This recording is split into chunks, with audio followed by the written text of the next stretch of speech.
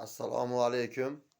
Ushbu murojaat O'zbekiston Respublikasi Prezidenti administratsiyasiga, Mirziyoyeva Saidaxon Shavkatovnaga.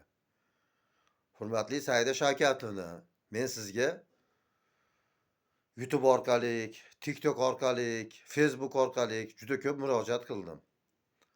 YouTube'dagi sizga qilgan murojaatimni 300 ming prosmotr, 300 mingta odam ko'rdi. TikTok'ga qilgan murojaatlarimni 57 ming, 58 ming, 70 minglab odam ko'rdi. Facebook'da qilgan murojaatlarimni 100 minglab odam ko'rdi. Lekin ming afsuski, sizgacha meni murojaatlarim yetib bormayapti. Yana men sizga Andijonlik 1-guruh nogironi Alimov Tavakkal murojaat qilyapman. Saidaxon Shavkatovna, shu davlatni sizlar boshqaryapsizlar.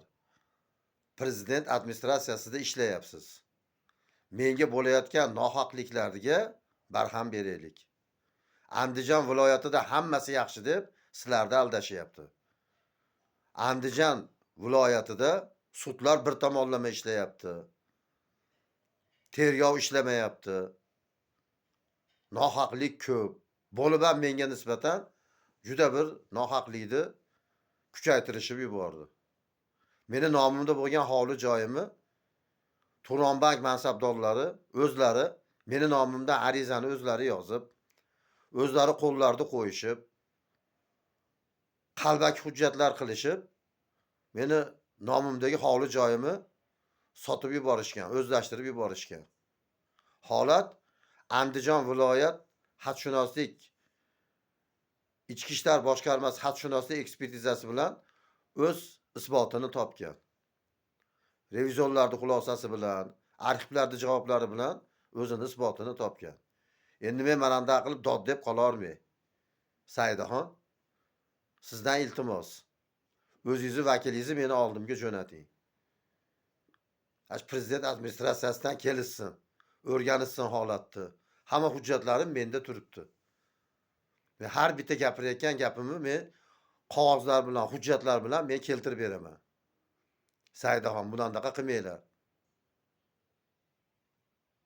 O'zingiz ashi meni oldimga o'zingizni vakilingizni yuboring.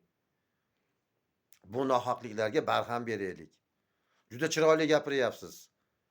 Televizorga chiqib, Birlashgan Millatlar Tashkilotida minbaridan turib, televizorlarda juda chiroyli gapiryapsiz, yaxshi gapiryapsiz. Amalda sizlarni aldashyapti bu yerda.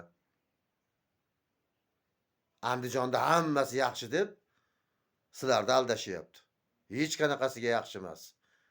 Andijonda ko'cha bolalari razborini qilyapti, odamlarni qon qaqshatyapti. Tadbirkor niqobi ostidagi nomsotar tajovuzkorlar tajovuzkorligini qilyapti, sudlarga bosim o'tkazyapti, tergovga bosim o'tkazyapti. Bu qanday endi bu? Yana men sizga aytayapman. Andijon tumanlararo fuqarolik sudiga hokimiyat vakillarini aralashuvi bor.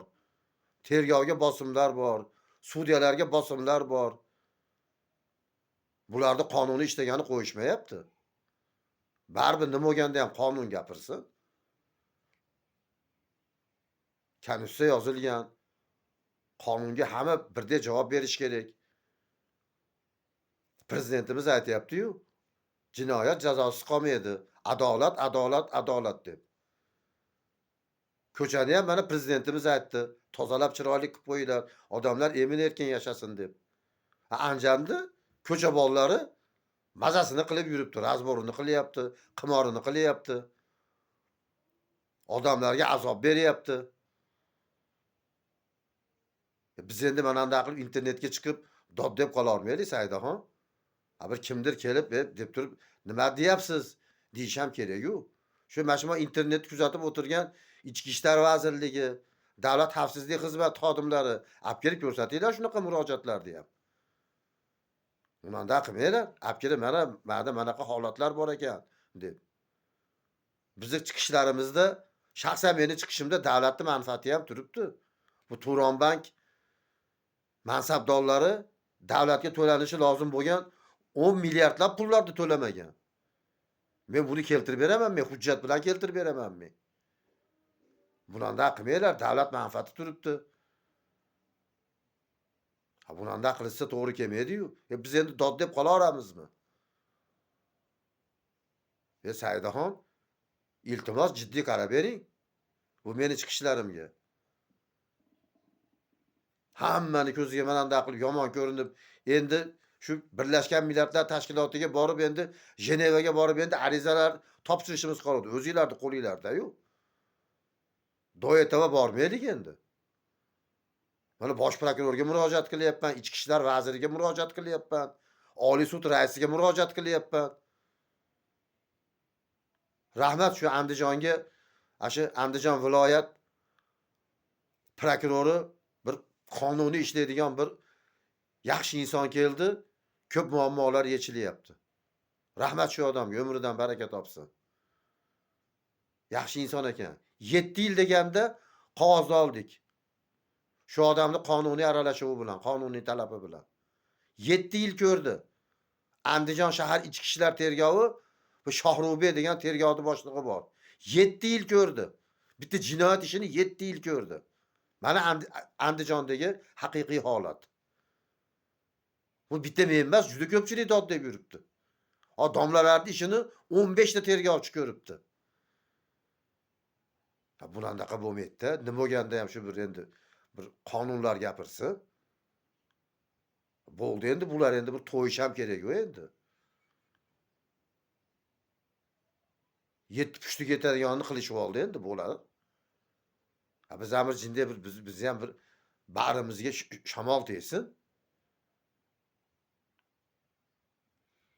Hurmatli Saidaxon Shavkatovna, ushbu murojaatni nazoratingizga oling. Men sizdan qonuniy narsani so'rayapman, noqonuniy narsani so'ramayapman. Shu prezident administratsiyasida ishlayapsiz. Juda chiroyli gapiryapsiz. Yana qaytarib aytyapman. Birlashgan Millatlar minbaridan turib juda chiroyli gapirdingiz. Sizdan umidimiz katta. Menga yordam bering, qonuniy yordam bering. O'zingizni vakilingizni jo'nating. Endi men Rossiya prezidenti Putinga murojaat qilmayman-ku. Sizga murojaat qilaman-da. Yo bir Amerikaga bir murojaat qilmayman-ku. Trampga murojaat qilmayman-ku. Sizga murojaat qilamiz-da. Yo Tanzila Kamolovnaga murojaat qilyapmiz, yo sizga murojaat qilyapmiz. Hurmatli Saidaxon Shavkatovna, ushbu murojaatni nazoratingizga oling. Jiddiy qaranglar men ishimga. Men endi qolarman endi. Bu tajovuzkorlarga yem bo'lib. Uje masherda turibdi. Mashinada ko'p turibdi, masherda turibdi. Bu nohaqliklar, qonunni mensimasliklar, odam ajratishlar uje masherda turibdi. Hamma sorti manab ketgan. Yana qaytarib aytyapman. Andijon viloyatida hammasi yaxshi deb sizlarni aldashyapti. Faktu men keltirib beraman. Sizlarga yolg'on gapirishayotganini. Menga o'xshaganlar ashuncha yuribdi. Dod deb yurishibdi. Bash qonunlarni ishlamaganidan, tergovni ishlamaganidan, sudlarni bir tomonlamaligidan, hokimiyatda aralashuvidan, sud ishiga hokimda nima aloqasi bor? Aralashib, bosim o'tkazib,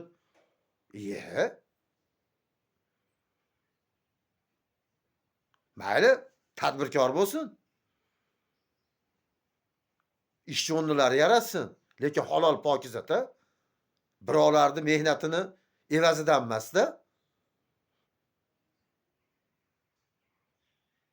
Birovlar mehnat qilib, imorat solib, joyda qilib qo'yarkan-u, borib budini sarf qilib, ular banklar bilan jinoiy til biriktirib, haligini 10 dan puliga sotib olib kelmay tadbirkorman deb ko'krak urar ekan. Qanaqa tadbirkor bu?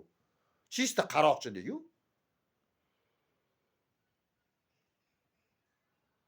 Yana ularda endi bu katta rahbarlar ularni paddeshga qilsa. Ali Bobo va 40 qaroqchi bo'lib ketdi-yu bu yoqqa.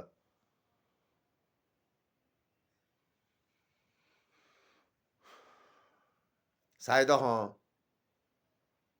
iltimos, men sizga mana 1 marta emas, 2 marta emas, 10 marta emas, juda ko'p murojaat qilyapman. Iltimos, sizgacha yetib borsin, nazoratga oling ushbu murojaatni. O'zingizni vakilingizni jo'nating. Qonuniy ko'rish bersin va sudda bo'layotgan ishni qonuniy ko'rish bersin. Boshqa narsa emas. Qonun bilan po faktu mana shunday qilib keltirish bersin.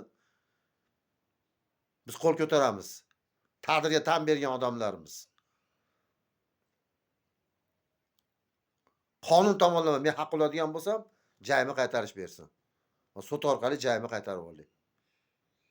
Nohaq bo'lsam, mana deb turib menga po faktu qonun bilan keltirish bersin.